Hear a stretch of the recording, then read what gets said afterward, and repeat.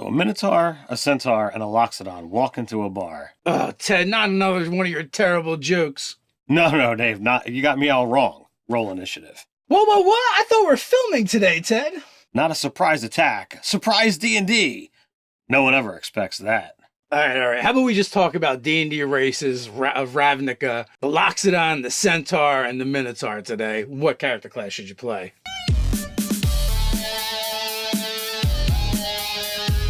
Welcome to Nerdarchy. For nerds, by nerds, I'm Nerdarchy Steve, and as usual, I'm hanging out with this nerd. Nerdarchy Ted. Maybe it's your first time visiting Ted's basement. It's a place where we like to discuss news, views, and homebrews for 5th edition Dungeons & Dragons. Sometimes we even talk about other role-playing games. So if you don't want to miss a single video, don't forget to hit that subscribe button and attune to that notification bell. All right, so we're going to do another video, best races of, and this time we're going to do Ravnica. We're going to do the Centaur, Loxodon, and Minotaur. But before we do, we want to shout out our sponsor, D&D Beyond. Makes these videos so easy. Great digital database for everything Dungeons & Dragons. All the official content's over there, including the Guildmaster's Guide to Ravnica. You can pick it up. We use it for everything we do. We use it for making our characters, running our campaigns, building our encounters now. It makes life so easy. D&D Beyond offers an array of amazing things. If you happen to get in it, you can share the content you have with your party by starting a campaign. This way, all of the material you have as a DM, you'll be able to share with them as they create their characters. They won't need to have the physical books, and the character creation process is so amazing, so awesome. I love doing my characters there. I don't have to pull out all these different books to figure out what classes, races, backgrounds that I want to do. It's all conveniently put into one place. And if that's not enough, if you don't want to go into the pay option, you have all the amazing free content that's over there. You've got the SRD, you've got the videos, you've got the articles. There is no reason you shouldn't be checking out D&D Beyond. Yep, there's a link down in the description. Go check out D&D Beyond. All right, Dave, so which race do you want to start with first? All right, we're going to go to the Centaur, and they get a +1 to Wisdom and a +2 to Strength. So they're going to have a speed of 40 feet. They are a Fey type, and they're going to have their hooves attack that they can attack D4 plus their Strength mod. But that's not all. They also get a charge attack. If they move in a straight line 30 feet, they hit with a melee weapon attack, then they can use a bonus action to attack with their hooves. They're also going to have the equine body, which is essentially going to give them the large size carrying capacity, just like some of the other races. Not only that, though, it makes them suck at climbing. For every 1 foot you climb, you have to spend 4 foot of movement. So centaurs are not built for climbing, as you would guess. So they get the survivor trait, and they get 4 choices to choose one from, and it's going to be animal handling, medicine, knowledge, nature, and survival. So all solid choices, and all very well fitting for the centaur race. They're also going to get the language Common and Sylvan.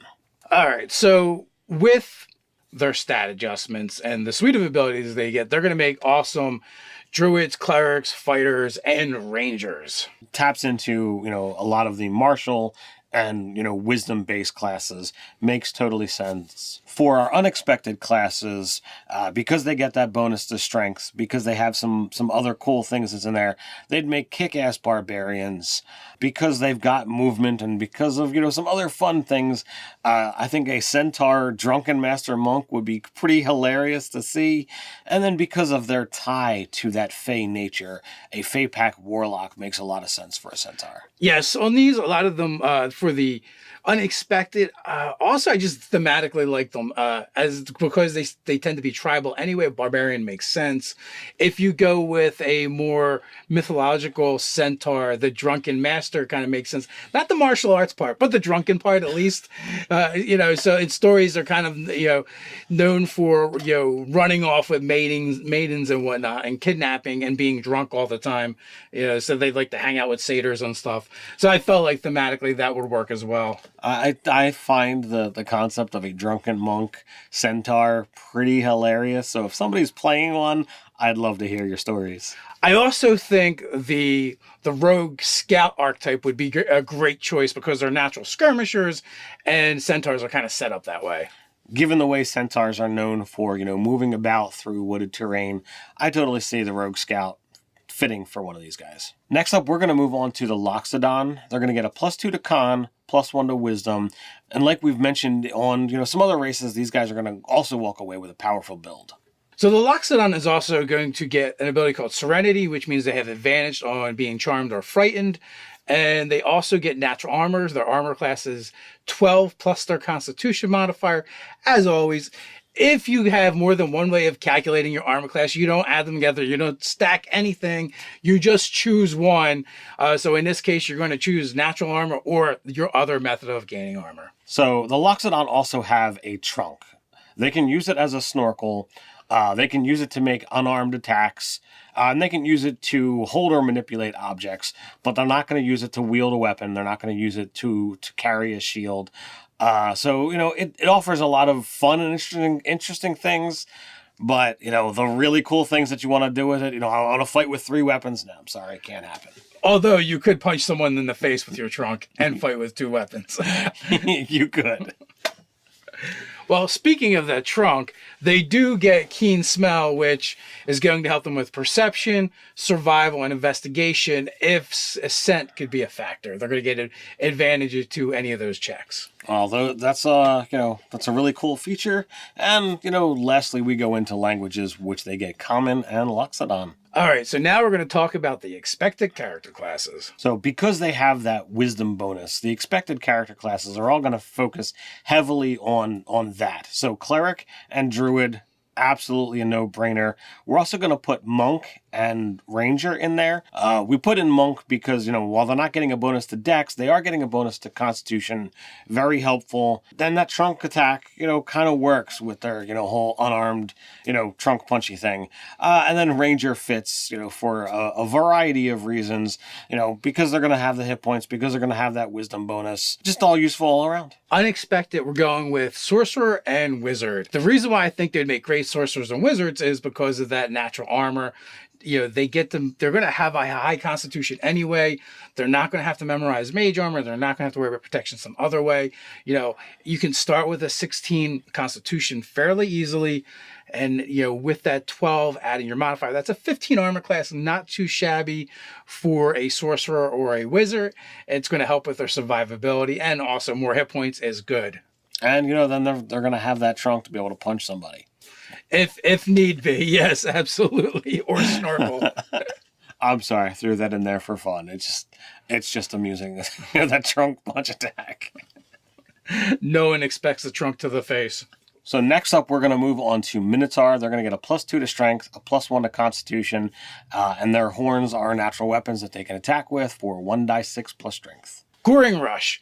Immediately after using a dash action, as long as they move 20 feet, the Minotaur can use a horn attack as a bonus action. They're also going to have hammering horns.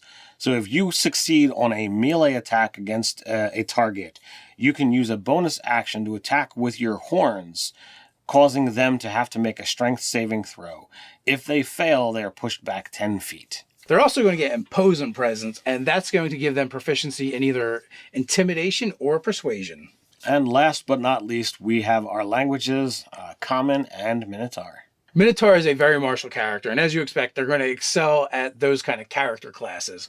That gives you Barbarian, Fighter, and Ranger. They're going to be very good at those with that bonus to both Strength and Con, and many of their abilities have to do with their physical prowess and battle. So for Unexpected, we're looking at Cleric and Paladin. There's a lot of mythos behind the Minotaur that you can be able to tap into for both of those classes, and you can definitely take both of them and go in a very martial bent.